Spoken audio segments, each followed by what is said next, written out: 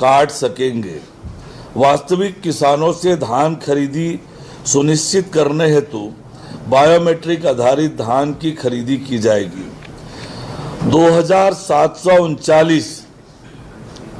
2739 खरीदी केंद्रों के माध्यम से धान खरीदी किए जाने हेतु समितियों में समुचित व्यवस्था किए जाने के निर्देश दिए गए हैं। समितियों को खरीद वर्ष 2025-26 में शून्य सूखत आने पर 5 रुपये प्रति क्विंटल के मान से प्रोत्साहन दिया जाएगा। धान खरीदी हेतु आवश्यकता अनुसार नए एवं पुराने जूट बारदाने की व्यवस्था किए जाने के निर्देश दिए गए हैं। खाद्य विभाग भारत सरकार द्वारा खरीफ वर्ष 2025-26 हेतु केंद्रीय पूल में 73 लाख मीट्रिक टन चावल का लक्ष्य दिया गया है।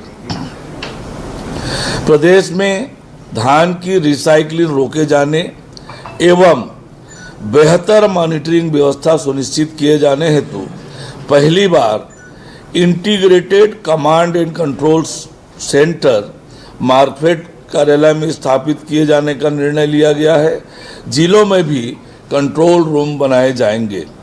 धान खरीदी केंद्रों में बेहतर एवं सुगम व्यवस्था हेतु कलेक्टर द्वारा प्रशासनिक अधिकारियों को खरीदी केंद्र प्रभारी बनाए जाने का निर्णय लिया गया है। सीमावर्ती राज्यों से खरीदी केंद्रों धान की आवक रोके जाने हेतु विशेष चेकिंग दल जिले स्तर पर गठित किए जाने के निर्देश दिए गए हैं। धान के परिवहन व्यवस्था अंतर्गत मितव्ययता को सुनिश्चित किए जाने हेतु धान के उठाव व परिवहन भौतिक सत्यापन करने के निर्देश दिए गए हैं।